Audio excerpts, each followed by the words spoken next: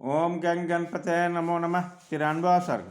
श्री राम के यज्ञ में महर्षि वाल्मीकि का आगमन और उनका रामायण ज्ञान के लिए कुश और लौ का आदेश। इस प्रकार वो अत्यंत अद्भुत यज्ञ जब चालू हुआ, उसी समय भगवान मुनि अपने शिष्यों के साथ वहाँ शीघ्रतापूर्वक पधारे।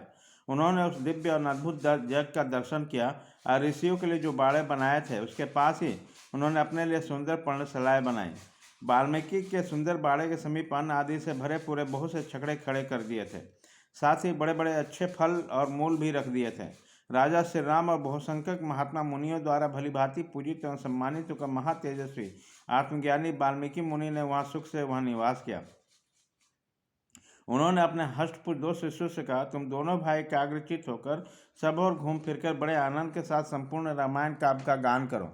ऋषियों तथा ब्राह्मणों के पवित्र स्थान, गलियों में, राजमार्ग पर तथा राजाओं के वास स्थान में भी इस काव्य का गान करना। श्री रामचंद्र जी का जो गृह बना, उनके दरवाजे पर वहाँ ब्राह्मण लोग यह कार्य कर रहे थे, वहाँ तथा ऋतुजों के आगे भी उस काव्य का विशेष रूप से गान करना चाहिए। यहाँ पर्वत के शिखरों पर नाना प्रकार के स्वादिष्ट और मीठे फल लगे हैं। भूख लगने पर उनका स्वाद ले लेकर इस काव्य का गान करते रहना। बच्चे, यहाँ के सुमधुर फल मूलों का भक्षण करने से न तो तुम्हें थकावट होगी, न तुम्हारे गले की मधुरता ही नष्ट होने पाएगी। यदि महाराज श्री राम तुम दोनों का गान सुनने के लिए बुलाएं तो तुम उन्हें वहाँ बैठे हुए ऋषि मुनियों के इच्छा योग्य विनयपूर्वक बर्ताव करना। मैंने पहले भिन्न भिन्न संख्या वाले श्लोकों से युक्त रामायण काव्यों के सर्गों का जिस तरह तुम्हें उपदेश दिया, उसके अनुसार प्रतिदिन 20-20 सर्गों का मधुर स्वर से गान करना।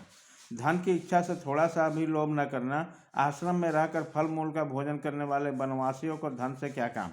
यदि श्री रघुनाथ जी पूछे, बच्चों तुम दोनों किसके पुत्र हो, तो तुम दोनों महाराज से इतना कह देना कि हम दोनों महर्षि वाल्मीकि के शिष्य हैं। ये बीना के 7 तार हैं, इनसे बड़ी मधुर आवाज़ निकलती है। इनसे अपूर्व स्वरों का प्रदर्शन करने वाले ये स्थान बने हैं। इनके स्वरों का झंकृत करके मिलकर सुमधुर स्वरों में तुम दोनों भाई काव्य का गान करो और सर्वथा निश्चिंत रहो। आरंभ से ही इस काव्य का गान करना चाहिए। तुम लोग ऐसा कोई बर्ताव नहीं करना जिससे राजा का अपमान हो, क्योंकि राजा धर्म की दृष्टि में संपूर्ण प्राणियों का पिता होता है। अतः तुम दोनों भाई प्रसन्न एवं एकाग्रचित होकर कल सवेरे ही बीना के लय पर मधुर स्वर से रामायण गान का आरंभ कर दो। इस तरह का कुछ आदेश देकर वरुण के पुत्र परम उदार महामुनि वाल्मीकि चुप हो गए।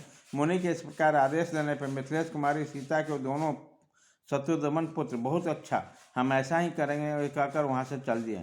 शुक्राचार्य की बनाई हुई नीति संहिता को धारण करने वाले अश्विनी कुमार की भांति ऋषि की कही भी उस अद्भुत वाणी को हृदय में धारण करके वो दोनों कुमार मन ही मन उत्कंठित होकर वहाँ रात भर सुख से रहे। इस प्रकार श्री वाल्मीकि निर्मित आर्ष रामायण के उत्तरकांड में 93वां सर्ग पूरा हुआ।